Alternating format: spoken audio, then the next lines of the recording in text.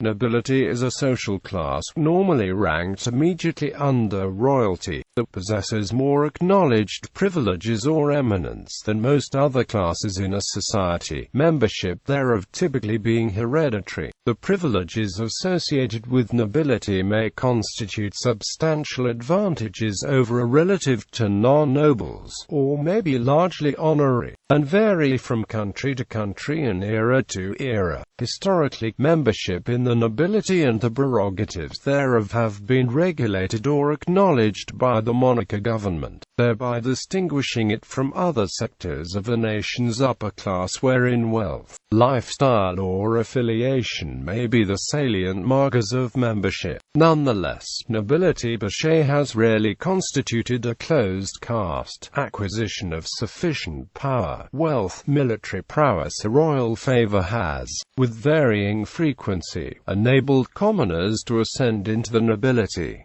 There is often a variety of ranks within the noble class. Legal recognition of nobility has been more common in monarchies, but nobility also existed in such regimes as the Dutch Republic, the Republic of Genoa and the Republic of Venice, and remains part of the legal social structure of some non-hereditary regimes, e.g., San Marino and the Vatican City in Europe. Hereditary titles often distinguish nobles from non-nobles, although in many nations most of the nobility have been untitled, and a hereditary title need not ipso facto indicate nobility. Some countries have had non-hereditary nobility, such as the Empire of Brazil. History. The term derives from Latin nobilitas, the abstract noun of the adjective nobilis. In ancient Roman society, nobiles originated as an informal designation for the political governing class who had allied interests, including both patricians and plebeian families with an ancestor who had risen to the consulship through his own merit. In modern usage, nobility is applied to the highest social class in pre-modern societies, excepting the ruling dynasty. In the feudal system, the nobility were generally those who held a fief, or often land or office, under vassalage, i.e., in exchange for allegiance and various, mainly military, services to a suzerain, who might be a higher-ranking nobleman or a monarch. It rapidly came to be seen as a hereditary caste, sometimes associated with a right to bear a hereditary title and, for example in pre-revolutionary France, enjoying fiscal and other privileges, while noble status formally conferred significant privileges in most jurisdictions. By the 21st century it had become a largely honorary dignity in most societies, although a few residual privileges may still be preserved legally, and some Asian, Pacific and African cultures continue to attach considerable significance to formal hereditary rank titles. Nobility is a historical, social and often legal notion, differing from high socio-economic status in that the latter is mainly based on income, possessions and/or lifestyle. Being wealthy or influential cannot ipso facto make one noble, nor are all nobles wealthy or influential. Various republics, including former Iron Curtain countries, Greece, Mexico, and Austria, have expressly abolished the conferral and use of titles of nobility for the citizens. This is distinct from countries which have not abolished the right to inherit titles but which do not grant legal recognition or protection to them, such as Germany and Italy, although Germany recognizes the use as part of the legal surname. Still other countries and authorities allow the use, but forbid attachment of any privilege thereto, e.g., Finland, Norway and the European Union, while French law also protects lawful titles against usurpation. Although many societies have a privileged upper class with substantial wealth and power, the status is not necessarily hereditary and does not entail a distinct legal status, nor differentiated forms of address.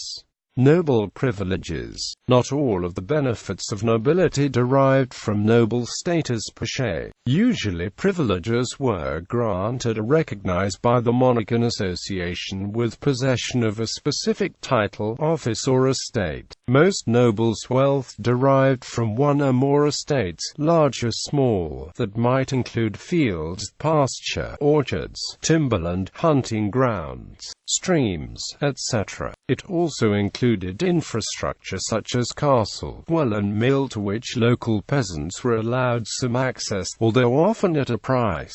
Nobles were expected to live nobly, that is, from the proceeds of these possessions. Work involving manual labor or subordination to those of lower rank was either forbidden or frowned upon socially. On the other hand, membership in the nobility was usually a prerequisite for holding offices of trust in the realm and for career promotion, especially in the military, at court and often the higher functions in the government, judiciary and church. Prior to the French Revolution, European nobles typically commanded tribute in the form of entitlement to cash rents or usage taxes, labor and/or a portion of the annual crop yield from commoners or nobles of lower rank who lived or worked on the noble's manor or within his seigneurial domain. In some countries the local lord could impose restrictions on such a commoner's movements, religion or legal undertakings. Nobles exclusively enjoyed the privilege of hunting.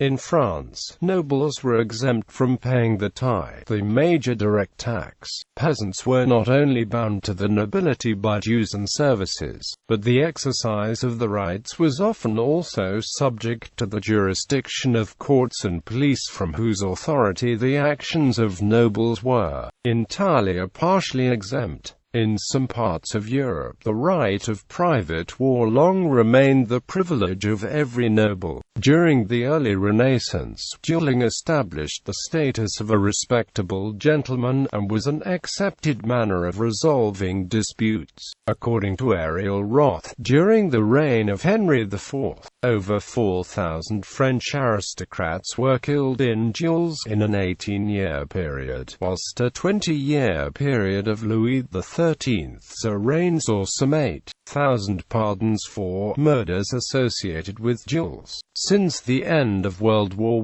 I, the hereditary nobility entitled to special rights has largely been abolished in the Western world as intrinsically discriminatory, and discredited as inferior in efficiency to individual meritocracy in the allocation of societal resources. Nobility came to be associated with social rather than legal privilege, expressed in a general expectation of deference from those of lower rank. By the 21st century, even the deference had become increasingly minimized. A nobleman. In France, a seigneurie might include one or more manors surrounded by land and villages subject to a noble's prerogatives and disposition. Seigneuries could be bought, sold or mortgaged. If erected by the crown into, e.g., a barony or countship, it became legally entailed for a specific family, which could use it as a title. Yet most French nobles were entitled. Only a member of the nobility who owned a countship was allowed, ipso facto, to style himself as its comte, although this restriction came to be increasingly ignored as the ancient regime drew to its close. In other parts of Europe, sovereign rulers arrogated to themselves the exclusive prerogative to act as fons honorum within the realms. For example, in the United Kingdom, royal letters patent are necessary to obtain or title of the peerage, which also carries nobility and formally a seat in the House of Lords, but never came with automatic entail of land nor rights to the local peasants' output.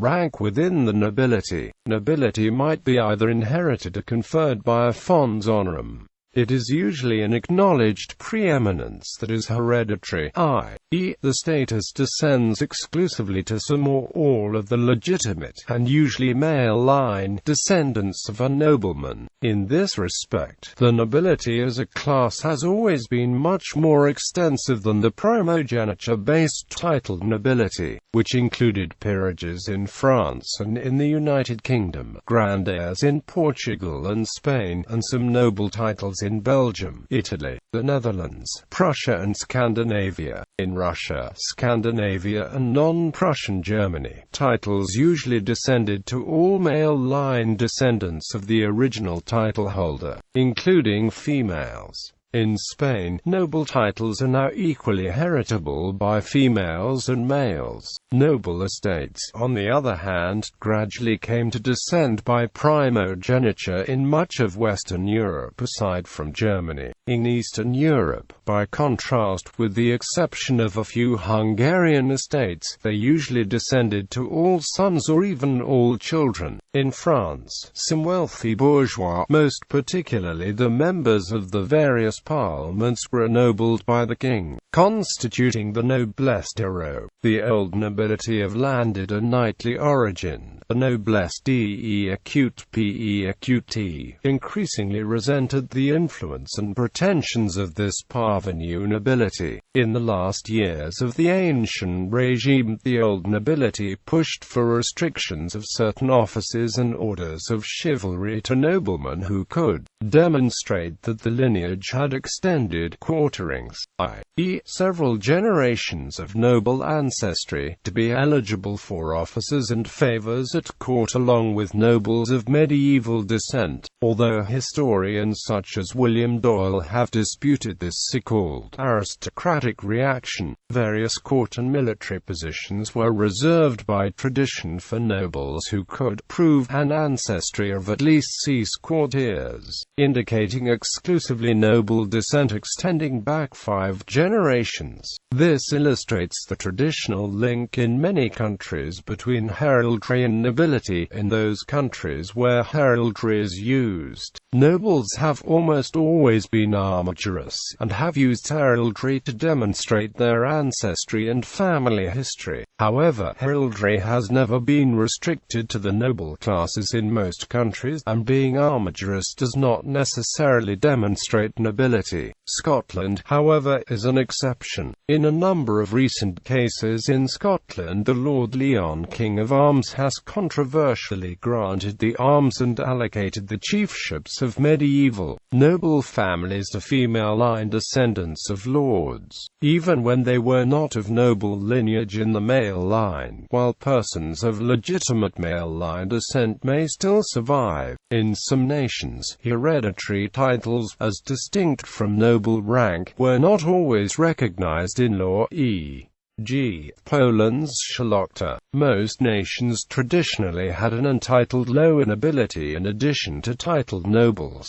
An example is the landed gentry of the British Isles. Unlike England's gentry, the Junkers of Germany, the noblesse d'Europe of France, the hidalgos of Spain and the nobili of Italy were explicitly acknowledged by the monarchs of those countries as members of the nobility, although untitled. In Scandinavia, the Benelux nations and Spain, there are still untitled as well as titled families recognized in law as noble.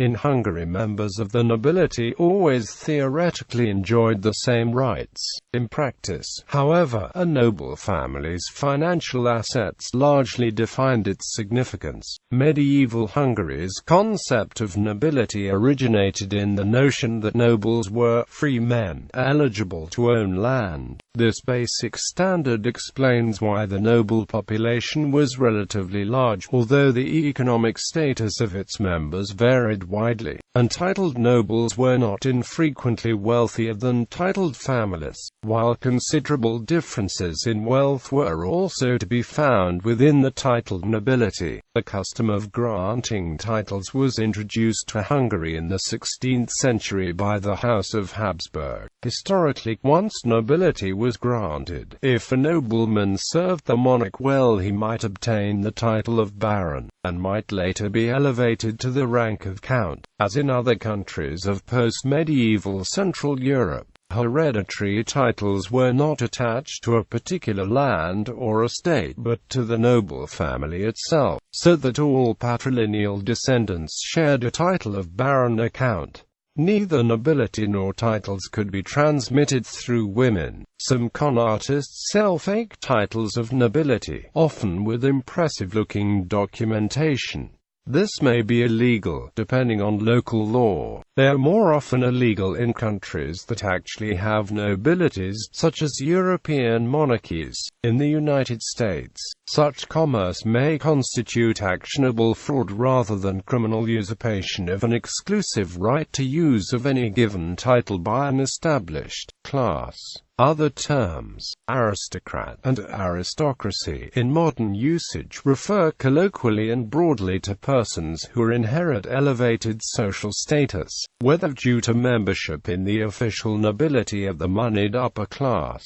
Blue blood is an English idiom recorded since 1834 for noble birth or descent. It is also known as a translation of the Spanish phrase sangre azul, which described the Spanish royal family and other high nobility who claimed to be of Visigothic descent, in contrast to the Moors. The idiom originates from ancient and medieval societies of Europe and distinguishes an upper class from a working class of the time. The latter consisted mainly of agricultural peasants who spent most of the time working outdoors and thus had tanned skin, through which superficial veins appear less prominently.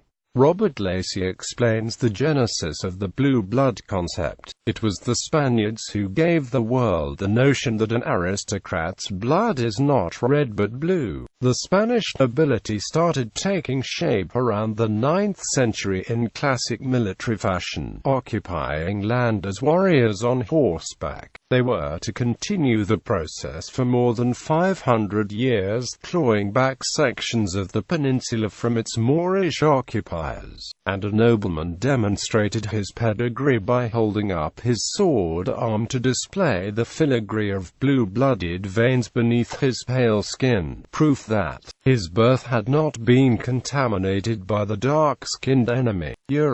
European nobility originated in the feudal, seigneurial system that arose in Europe during the Middle Ages. Originally, knights or nobles were mounted warriors who swore allegiance to the sovereign and promised to fight for him in exchange for an allocation of land. During the period known as the Military Revolution, nobles gradually lost the role in raising and commanding private armies, as many nations created cohesive national armies. This was coupled with a loss of the socio-economic power of the nobility, owing to the economic changes of the Renaissance and the growing economic importance of the merchant classes, which increased still further during the Industrial Revolution. In countries where the nobility was the dominant class, the bourgeoisie gradually grew in power. A rich city merchant came to be more influential than a nobleman, and the latter sometimes sought into marriage with families of the former to maintain the noble lifestyles. However, in many countries at this time, the nobility retained substantial political importance and social influence. For instance, the United Kingdom's government was dominated by the nobility until the middle of the 19th century. Thereafter, the powers of the nobility were progressively reduced by legislation. However, until 1999, all hereditary peers were entitled to sit and vote in the House of Lords. Since then, only 92 of them have this entitlement, of whom 90 are elected by the hereditary peers as a whole to represent the peerage. The countries with the highest proportion of nobles were Castile, Polish, Lithuanian Commonwealth, Spain, and other countries with lower percentages, such as Russia in 1760 with 500,000–600,000 nobles, and pre-revolutionary France, where there were no more than 300,000 prior to 1789, which was 1% of the population. In 1718 Sweden had between 10,000 and 15,000 nobles, which was 0.5% of the population. In Germany 0.01%. In the Kingdom of Hungary nobles made up 5% of the population. All the nobles in 18th century Europe numbered perhaps 3 to 4 million out of a total of 170 to 190 million inhabitants. Asia. Many peoples and nations have had noble or aristocratic classes of various kinds. These are so diverse that there may be no clear equivalents in other cultures' histories, and care in translation and context is important to minimize misconstrual, in particular when contrasting concepts and terminology with those derived from Western feudalism. For the historical hierarchy of the Indian subcontinent, see princely state, Islam. In some Islamic countries there are no definite noble titles. Persons who can trace legitimate descent from Muhammad of the clans of Quraysh, as can members of several present or formerly reigning dynasties, are widely regarded as belonging to the ancient hereditary Islamic nobility. In some Islamic countries they inherit hereditary titles, although without any other associated privilege, e.g., variations of the title Sayyid and Sharif. Regarded as more religious than the general population, many people turn to them for clarification or guidance in religious matters. In Iran, historical titles of the nobility including Mirza, Khan, Ed-Dowlah and Shahzada are now no longer recognized. An aristocratic family is now recognized by the family name, are often derived from the post held by their ancestors. Considering the fact that family names in Iran only appeared in the beginning of the 20th century, sultans have been an integral part of Islamic history. During the Ottoman Empire, in the imperial court and the provinces, there were many Ottoman titles and appellations, forming a somewhat unique and complex system in comparison with the other Islamic countries.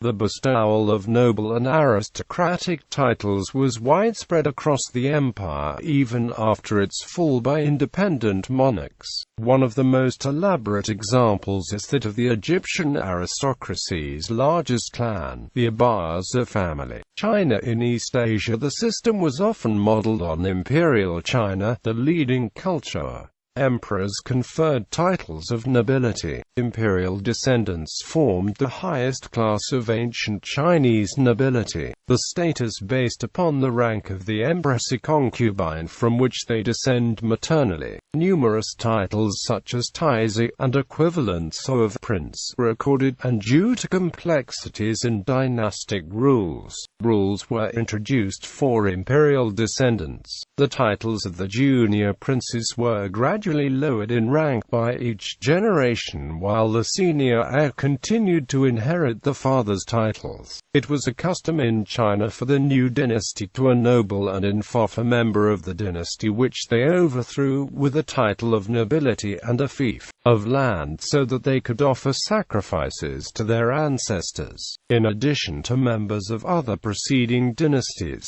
China had a feudal system in the Shang and Zhou dynasties, which gradually gave way to a more bureaucratic one beginning in the Qin dynasty. This continued through the Song dynasty, and by its peak powers shifted from nobility to bureaucrats. This development was gradual and generally only completed in full by the Song dynasty. In the Han dynasty, for example, even though noble titles were no longer given to those other than the emperor's relatives, the fact that the process of selecting officials was mostly based on a vouching system by current officials, as officials usually vouched for their own sons or those of other officials. This process was further deepened during the Three Kingdoms period with the introduction of the nine-rank system by the Sui dynasty. However, the institution of the imperial examination system marked the transformation of a power shift towards a full bureaucracy, though the process would not be truly completed until the Song dynasty. Titles of nobility became symbolic along with the stipend, while governance of the country shifted to scalar officials. In the Qing dynasty, titles of nobility were still granted by the emperor, but served merely as honorifics based on a loose system of favors to the king-emperor. Under a centralized system, the empire's governance was the responsibility of the Confucian-educated scalar officials and the local gentry, while the literati recorded gentry status.